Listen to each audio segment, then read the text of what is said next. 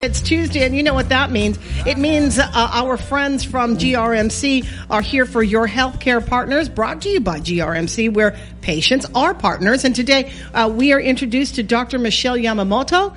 She is an infectious diseases and immunology physician. What a stunning title. People, you know what that says? That says, stay away from me is what that says. I'm sure that you get that all the time.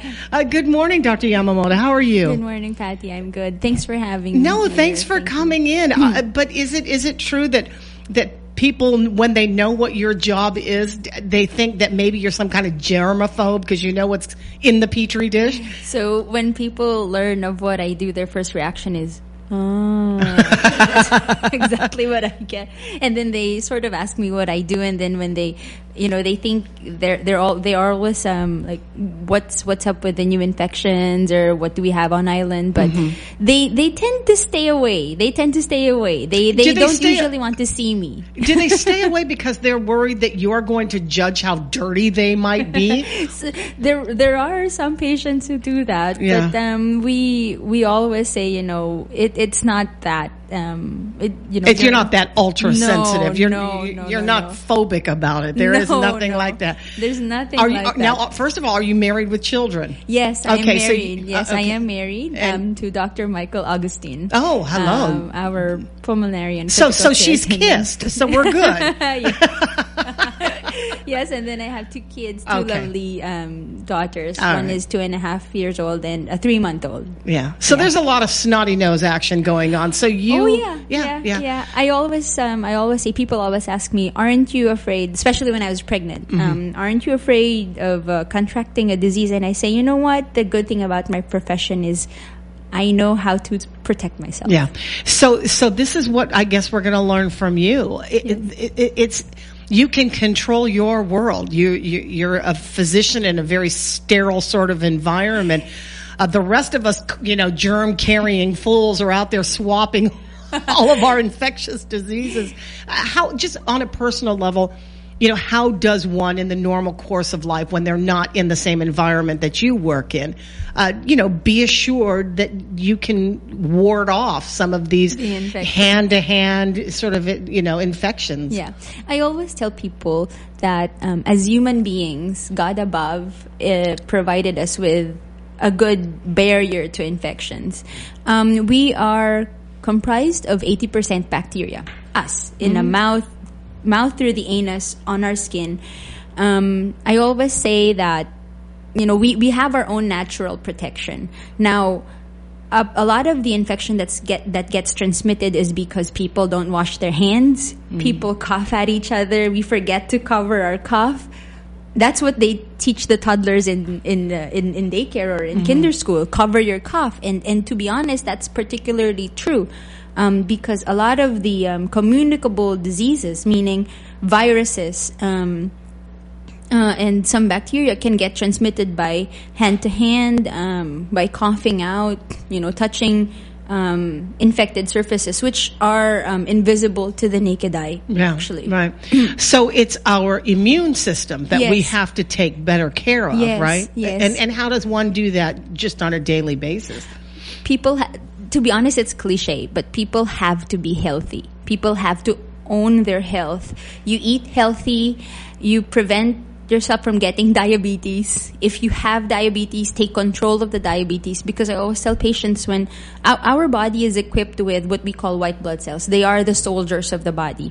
But the problem is they can't perform their function, and most of our body cells can't perform their function if they're covered with sugar. Can you imagine yourself blinded by sugar? You won't know where to go. You won't know how to act. So I always counsel patients who have diabetes to take control of the diabetes, because that is one of the biggest factors we see here on Guam, that creates an imbalance or a bad milieu for bacteria to grow. Actually, bacteria love glucose. They do.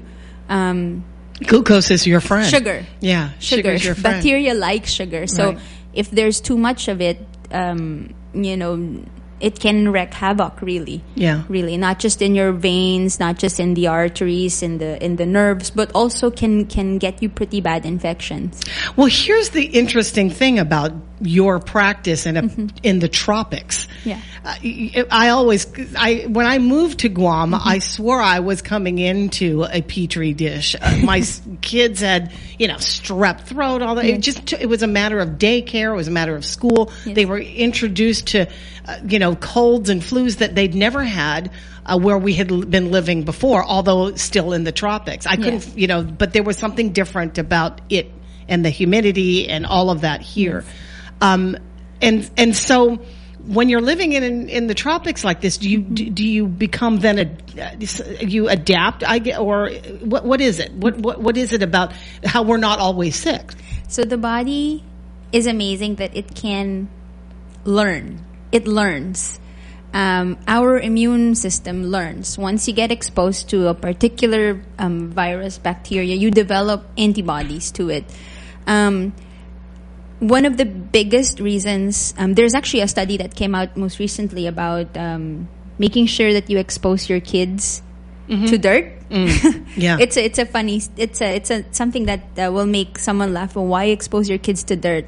It's because it builds their immune system. It helps them fight the infection. So, not to say that it's good for kids to always have cough, colds, and runny nose, but in the long run, the more they get exposed to diseases that their body learns to fight off at a young age, the more they develop their immune system for when they grow up into school age. Right. Yeah. Then it must rile you, this global argument against immunizations. That must eat at the very core of your medical value system. Actually, yes. Between me and the pediatricians, yes. We've always advocated for vaccinations. And take example, doing the flu virus vaccine. What we always say is it doesn't prevent you from getting sick from what you got vaccinated for 100%, because there's nothing 100% in the world, right? But it prevents you from getting really, really sick and ending up in the intensive care unit or even in the hospital for it. If you're exposed to. But it's rare, being exposed to it is rare in this country. So in terms of well, I mean, some of the childhood diseases that we're getting immunizations for, whooping cough, pertussis, for example, that happens every once in a while on Guam, but other not of a the lot. Do people get polio anymore? Not as frequently as they used to be. I mean, in fact, it's not. It's almost non-existent. Almost not. Diphtheria, tetanus, those are the other what? Tetanus you get when you get step on a rusty nail. Yes. Unsterile wounds that you get accidentally or traumatic wounds. But a lot of it too is because we've had a population that got vaccines. There's a phenomenon we call herd immunity, which is vaccinating everyone, that you try to protect the people who are unvaccinated, the children, because a lot of there are like, for example, take example for the flu. Children younger than 6 months cannot get the flu vaccine. So we always advocate for people who live with kids younger than 6 months of age to get the flu vaccine, so they protect that child by protecting themselves, so they can't transmit the virus to the unvaccinated child yet. I see. Yes. But isn't it the same in utero, though? The child assumes all of, right? Gets the maternal antibodies. So whatever antibodies the mother has, the antibodies are these little prongs on cells that actually get activated when you get a disease, and they sort of protect you. That's the most simplest way I can describe it. Those get passed on to the baby, and it stays on for about 6 months, roughly. Yeah. What concerns you currently? Is it with these infectious diseases? Is it the things like these viruses or common colds that you can't beat? Is it chicken pox? Is it TB? Or is it herpes and gonorrhea and for the most syphilis? part on island, what concerns me is the fact that there's a lot of tuberculosis on island. Like you said, this is part of the tropics, and this is not the number of TB cases we have is 10 times as much as the number of cases of TB in the mainland. It's really a staggering number compared to the numbers in the mainland. Mm-hmm. And the second thing, one of the other things that concerns me is a lot of foot infections, because people don't take care of their feet. People who have diabetes don't take care of their feet, and that's why we get a lot of amputations. We are always for trying to save limbs when they get infected, but sometimes because of poorly controlled diabetes, poor nutrition, there's no way to save that particular limb. So it ends up in an amputation. Yeah. So that's a larger concern to you. What about STDs? STDs, for the most part, a lot of it has to do with counseling individuals about using protection when they have sex, and there is an increase in the rate, but I don't think it's as uncontrollable. Oh, okay. We don't have the same amount of HIV, which is AIDS, on island compared to the mainland, right? Or a jurisdiction of comparable size in lifestyle. Yes. Now, the increases in STDs, are you finding that in a particular demographic?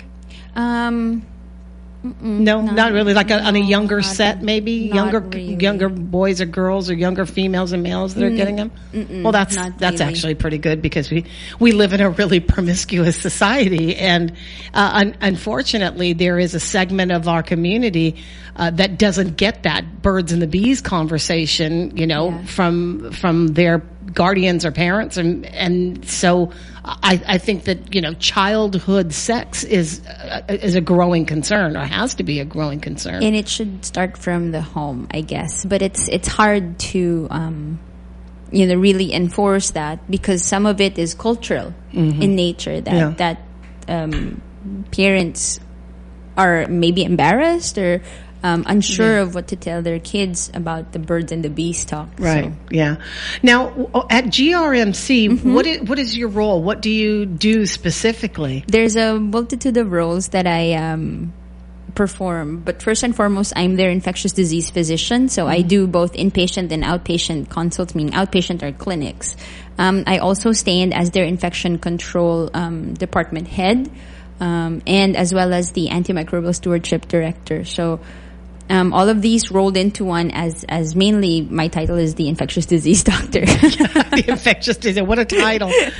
What a title. Well, I mean, you are approachable. I mean, you're very sweet and you're very kind looking. So I imagine that sometimes do you have to be a little more standoffish? It would seem, any more than anybody else would be, about human contact with strangers. I probably no. I guess it's part and parcel of what I do to be approachable, because people won't ask questions, and when people don't ask questions, that's when you run into trouble.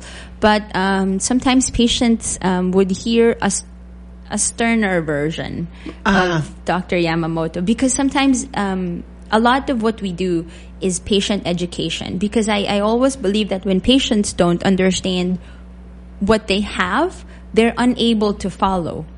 A lot of it boils down to making sure that patients are aware of what their disease is or what the process is. And sometimes that's a little bit difficult to do. Now, where did you go to school? Where did you start school? I went to UST in the Philippines. Okay. And then right after, went to Brown University in Rhode Island for residency training with my husband, and then to UMass in Boston for fellowship training, and then to Guam, September of 2016. You grew up in the Philippines? Where in the Philippines? Yes, I did. I grew up in Manila. Okay. In Manila. And so Manila is one big, huge, sometimes can be a very dirty city. Oh, yes. So did you grow up going, oh my gosh, I need to get out of this place and do something that will clean the world? In my profession, it would, one would say, well, maybe that's what happened. But no, it was, I guess, to each his own. When one person goes into med school and then gets exposed to all of these other subspecialties, you sort of find the gravitational pull, like what I say, Right. what interests you the most. So And what was it about immunology that you thought was a good field? It was actually more infectious disease. It was more about, taking care of people who have a lot of infections, and my fascination for, it's a, weird thing to say, but fascination for microorganisms, bacteria, parasites, viruses. Really? Do you watch Dr. Pimple Popper? Have you seen that? I've seen Dr. Pimple Popper. Do you look at that and just go, do you get that feeling like, oh, that's so like settling, or is it unsettling for you? It's so settling for settling. me. Isn't it? What is it about us that we like to try to clean out things? Infection. It is. This is such an awkward conversation, but it's true. What is that about us? Is it your explanation? Is just the need to clean out stuff that's yucky, or I think that's part and parcel. Is that your guilty pleasure? Watching extractions or extrapolations and that sort of thing. Cleaning things out. So you must have a really clean house. I think that is a question for my husband. But I think his answer will be a quick yes, with a lot of help with my husband, and yes, we try to have a clean environment. But before you, and that was before you had children, and now the fact that you have two children that probably create a mess everywhere where they go. Glitters everywhere. Yeah, yes. It's probably a lot more of a struggle than to keep everything. Controlled. Fortunately, my daughter knows how to clean up after she messes all of her toys. And now I have to ask you this question, and I'm only drawing from my own experience. There was a nurse that used to live in Guam, but I knew her in Hawaii. Her husband was a pilot, but he was also a sailor. They owned a sailboat. We had children at the same time. Yes. Mine went through the, by the book, everything that you could ever have done for this child medically was done. And she chose not to immunize her daughter. So playtime was very it was a challenge because I was very nervous about it. When they were first small and young enough and I knew where she lived and each other's backgrounds, I was okay with it. But then they sailed around the world. They sailed around the world and then came back around, and then they wanted to reunite and play.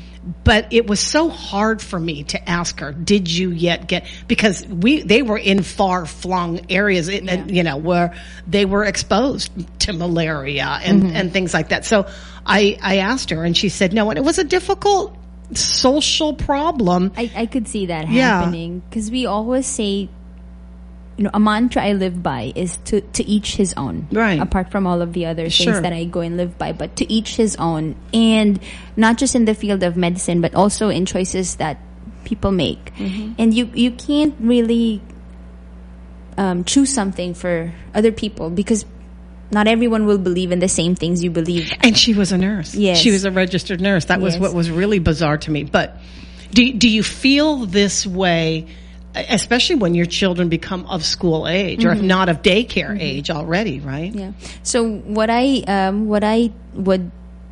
tend to do is make sure that I protect my own. I vaccinate my own, so that if ever they get exposed, because there's no way to guarantee that they're not gonna get exposed to something, because there's just no way. Yeah, you can't track everybody's past. You can't in biology, right? Yes, you can't. So what you do is you protect your own.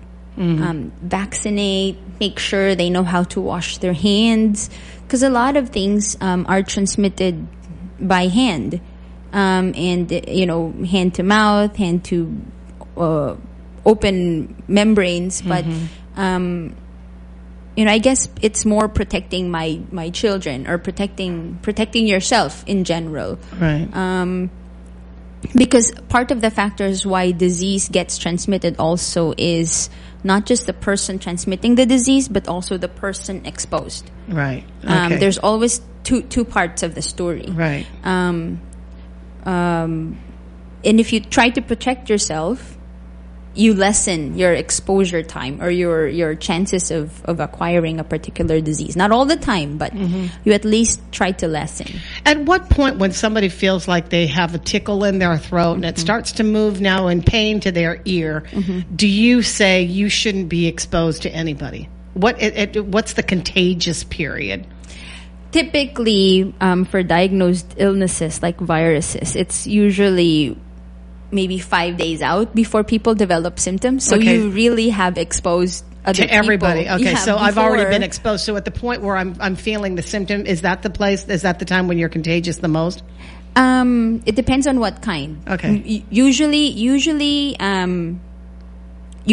I would generally say yes. When you develop the symptoms, you're likely contagious, but you could have been contagious before. Okay. I apologize to everybody at Payless that I kissed over the New Year's Eve. And finally, my last question, because we're up against the clock here. We come from a eat with your hands culture. Yes. Do you eat with your hands? Yes, of course, good. I do. She's normal. I do. Yeah. But you just wash your own hands because you're protecting yourself. I wash my hands. I make my daughters wash my hands. Yeah. But Yeah. eating with your hands is a perfectly natural thing to do. It's a normal thing to do. So just don't wash your hands. I just know people that, pick up grapes with a fork, and I'm like, come on.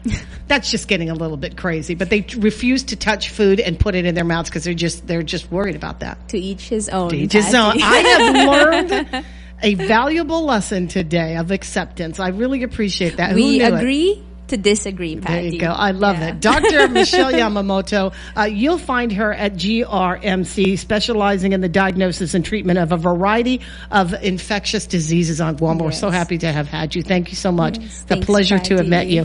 It's now 11 o'clock, and that was Your Healthcare Partners, brought to you by GRMC, where patients are partners.